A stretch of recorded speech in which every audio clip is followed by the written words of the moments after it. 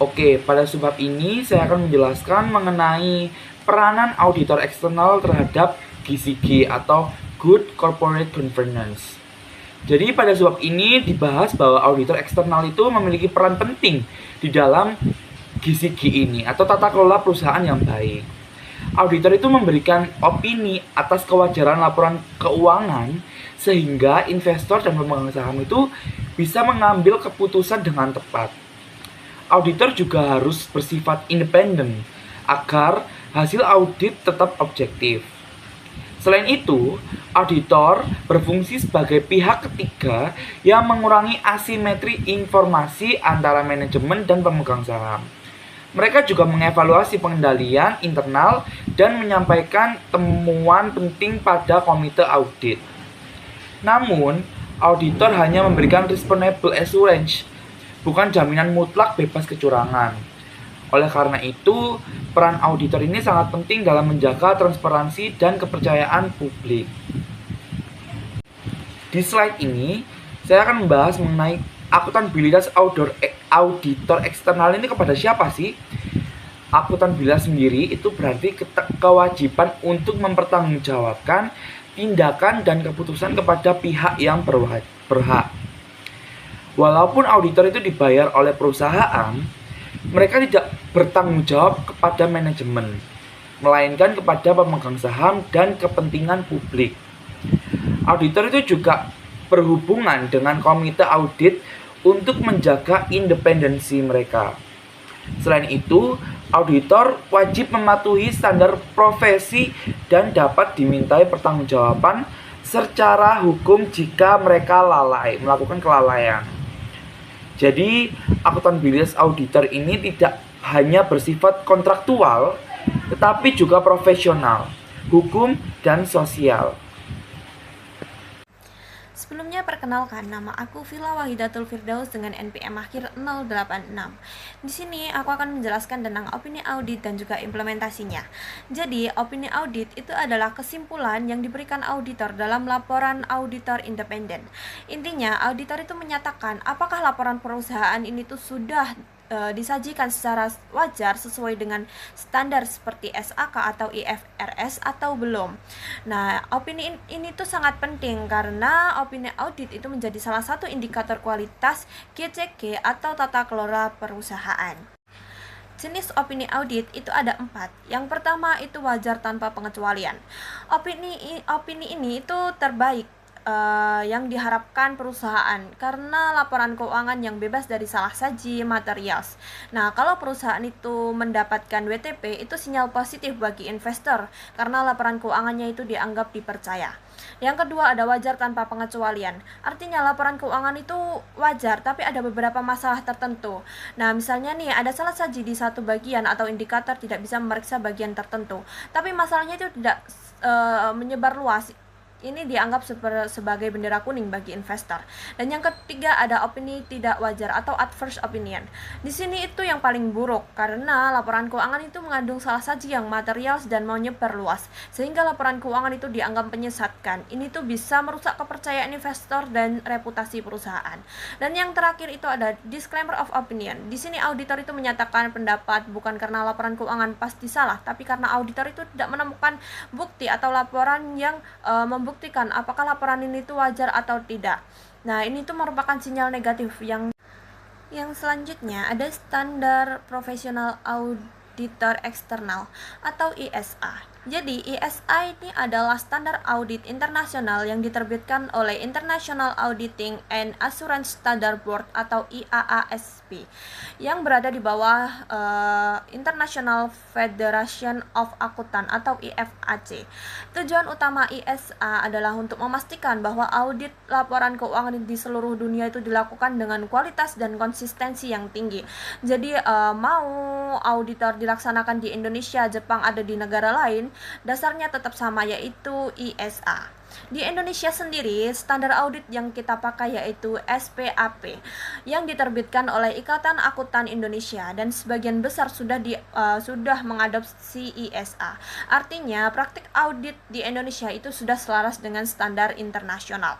ISA ini tuh memberikan kerangka kerja bagi auditor yang merencanakan, melaksanakan, dan juga melaporkan audit. Tapi ISA ini tidak mengatur secara kaku setiap langkah. Auditor itu tetap harus menggunakan professional adjustment atau pertimbangan profesional sesuai dengan keadaan klien.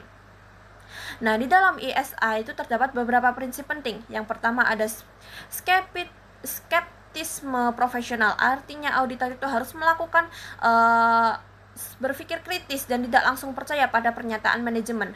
Dan yang kedua itu ada pendekatan berbasis resiko. Jadi auditor itu akan mengidentifikasi area yang beresiko tinggi terjadi salah saji, lalu fokus memeriksa bagian tersebut. Dan yang ketiga ada material. Auditor itu harus fokus pada kesalahan yang cukup besar dan bisa mempengaruhi keputusan pengguna laporan keuangan.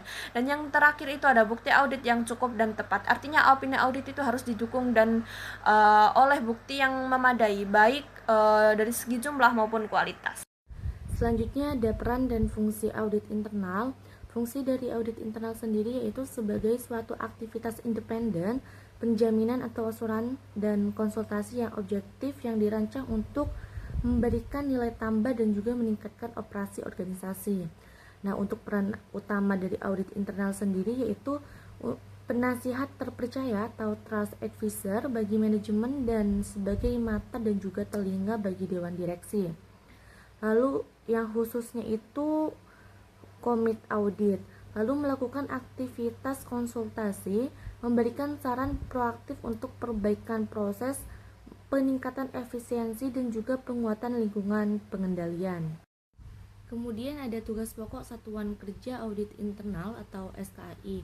Nah, jadi SKAI sendiri yaitu mengevaluasi dan meningkatkan efektivitas tata kelola, manajemen risiko, serta sistem pengendalian internal sesuai dengan standar internasional dan peraturan yang berlaku. Tugas pokok SKAI yang pertama, mengevaluasi efektivitas pengendalian internal dan memitigasi pada pelaporan operasional dan juga kepatuhan. Lalu yang kedua, SKAI menilai efektivitas proses manajemen risiko dan memastikan informasi risiko signifikan secara akurat dan tepat waktu.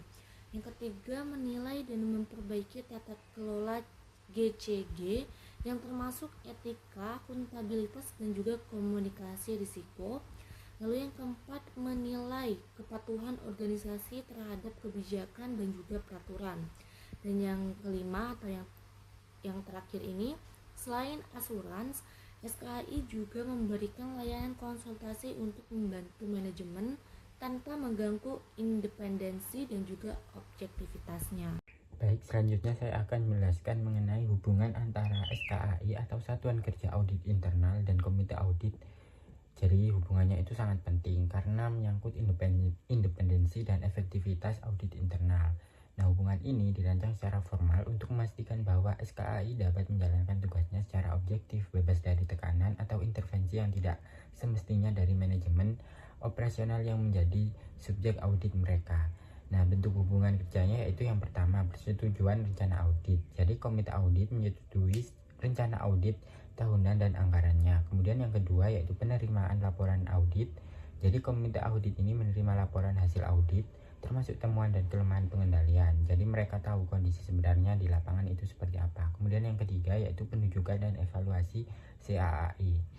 Jadi komite audit ikut menentukan pengangkatan atau pemberhentian kepala audit internal untuk menjaga independensi dari tekanan manajemen. Dan yang keempat yaitu sesi privat. Kemudian berikutnya yaitu mengenai piagam audit internal. Jadi piagam audit internal ini merupakan dokumen formal tingkat tinggi yang menjadi landasan konstitusional bagi fungsi audit internal di dalam sebuah organisasi. Nah, piagam ini secara resmi mendefinisikan tujuan, wewenang, dan tanggung jawab dari Satuan Kerja Audit Internal. Elemen kunci dari piagam audit internal ini yang pertama yaitu misi dan tujuan. Menjelaskan tujuan utama audit internal yaitu memberikan jaminan atau asuransi dan konsultasi yang independen untuk membantu perusahaan menjadi lebih baik. Kemudian yang kedua yaitu ruang lingkup. Menjelaskan apa saja yang boleh diaudit. Kemudian yang ketiga independensi dan objektivitas. Kemudian yang keempat yaitu wewenang, memberikan hak kepada auditor untuk mengakses dokumen, data, dan juga mengakses personel. Kemudian yang kelima yaitu tanggung jawab, yang mana menjelaskan tugas utama audit internal seperti membuat rencana audit berbasis risiko, melaksanakan audit sesuai standar dan memantau tindak lanjut perbaikan. Dan yang keenam yaitu standar profesional, menegaskan bahwa audit internal harus mengikuti standar profesional internasional. Selanjutnya akan dijelaskan oleh rekan saya. Selanjutnya, akuntabilitas auditor dan independensi. Independensi adalah sikap mental yang tidak memihak dan bebas dari hubungan atau pengaruh yang dapat mengganggu objektivitas serta penilaian profesional seorang auditor. Adapun faktor-faktor yang mempengaruhi independensi auditor. Yang pertama, ancaman kepentingan diri. Ancaman ini terjadi ketika seorang auditor atau anggota tim memiliki kepentingan finansial atau kepentingan lain yang dapat mempengaruhi penilaian mereka. Yang kedua, ancaman telah ulang. Ancaman ini terjadi ketika auditor berada dalam posisi harus menelaah atau mengaudit pekerjaan yang sebelumnya telah mereka lakukan sendiri. Yang ketiga, ancaman advokat. Ancaman ini muncul ketika auditor mempromosikan posisi atau opini klien hingga ke titik di mana objektivitas mereka mungkin terganggu. Lalu yang keempat, ancaman kedekatan. Ancaman ini timbul dari hubungan yang panjang atau dekat dengan klien, di mana auditor menjadi terlalu bersimpati pada kepentingan klien atau terlalu mudah menerima pernyataan mereka. Yang terakhir, ancaman intimidasi. Ancaman ini terjadi ketika auditor dihalangi untuk bertindak secara objektif karena adanya tekanan nyata atau yang dirasakan dari klien. Selanjutnya, rotasi auditor dan masa jabatan. Kebijakan rotasi ini dirancang untuk mengatasi ancaman kedekatan. Terdapat dua jenis utama rotasi auditor. Yang pertama, rotasi partner, yaitu pergantian individu partner audit yang bertanggung jawab atas penugasan, misalnya step 5 atau 7 tahun. Lalu yang kedua, rotasi kantor akuntan publik, di mana perusahaan wajib mengganti seluruh KAP-nya setelah periode tertentu, misalnya 10 tahun, untuk memutus ikatan kedekatan dan ketergantungan ekonomi. Berdasarkan peraturan OJK nomor 13, terdapat batasan masa pemberian jasa audit di Indonesia. Itu seorang akuntan publik dibatasi paling lama 3 tahun buku berturut-turut. Lalu yang kedua, untuk KAP batasannya diberikan lebih panjang daripada akuntan individu. Selanjutnya akan dijelaskan oleh rekan saya. Baik, di sini saya akan menjelaskan mengenai ancaman terhadap independensi dan safeguard. Independensi auditor didasarkan pada dua prinsip utama, yaitu independensi dalam pikiran dan juga independensi dalam penampilan. Nah, pendekatan digunakan adalah independensi dan evaluasi ancaman, lalu menerapkan perlindungan atau safeguard untuk mengurangi ancaman ke tingkat yang dapat diterima. Ada 5 jenis ancaman terhadap independensi. Yang pertama adalah kepentingan diri, telaah ulang, advokasi, kedekatan, dan juga intimidasi. Nah, setelah ancaman diidentifikasi, auditor harus menilai tingkat signifikansinya. Jika signifikan, perlu diterapkan perlindungan tambahan. Nah, ada 3 jenis perlindungan yang bisa diterapkan. Yang pertama adalah perlindungan yang diciptakan oleh profesi, legislasi, atau regulasi, perlindungan dalam lingkungan kerja klien, dan juga perlindungan dalam sistem dan prosedur KAP.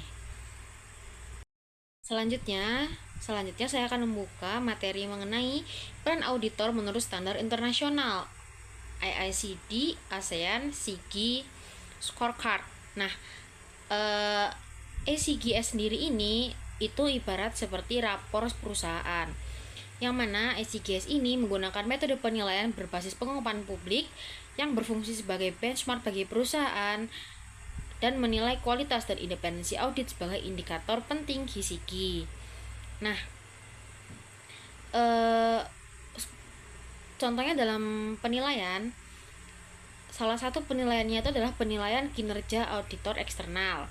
Nah, penilaian ini itu ada beberapa faktor yang dinilai. Yang pertama adalah pengungkapan fee audit dan non-audit, kebijakan pembatasan jasa non-audit, proses penunjukan auditor, serta efektivitas komite auditnya.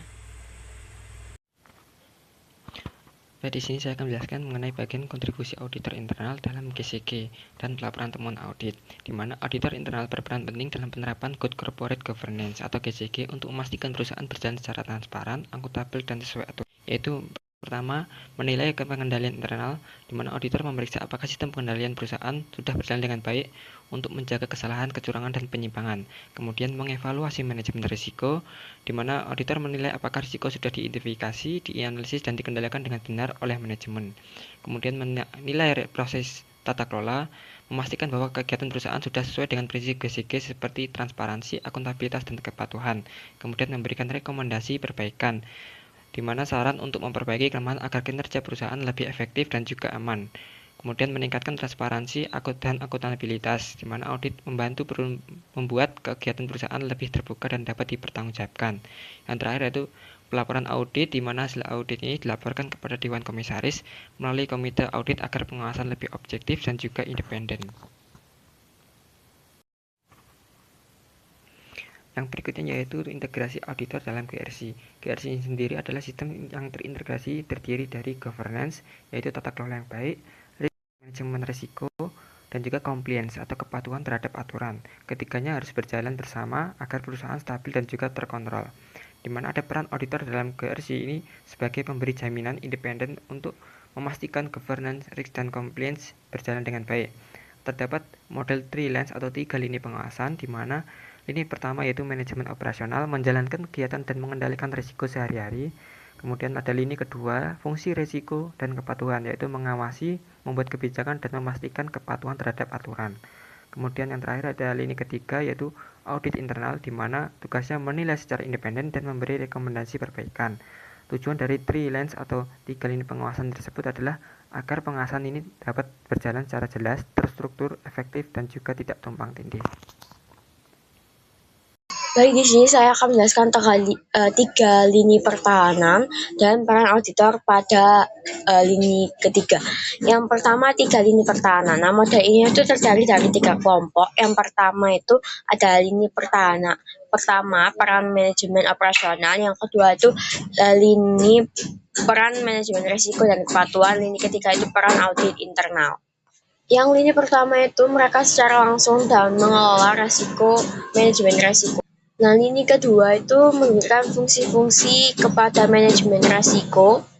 Yang lini ketiga ini memberikan jaminan objektif dan independensi kepada dewan direksi. Selanjutnya adalah peran auditor dalam lini ketiga. Nah, audit internal ini secara unik diposisikan sebagai lini pertahanan ketiga dan terakhir, yaitu peran utama audit internal ini sebagai adalah untuk memberikan evaluasi yang independensi terhadap efektivitasan dari 2 lini pertama untuk menjaga independensi yang diperlukan untuk peran tersebut ini. Nah, audit internal ini harus bebas dari tugas-tugas operasional. Selanjutnya akan saya lanjutkan. Baik, di sini saya akan menjelaskan tentang sinergi audit internal dan eksternal. Nah, koordinasi yang efektif antara kedua fungsi audit ini itu dapat memberikan cakupan audit yang lebih komprehensif dan efisien, menghindari duplikasi pekerjaan, dan memberikan gambaran yang lebih holistik mengenai lingkungan pengendalian perusahaan. Nah, auditor eksternal ini tidak dapat mendelegasikan tanggung jawab akhir mereka kepada auditor internal. Mereka ini harus tetap melakukan pekerjaan yang cukup untuk membentuk dasar yang independensi bagi opini mereka.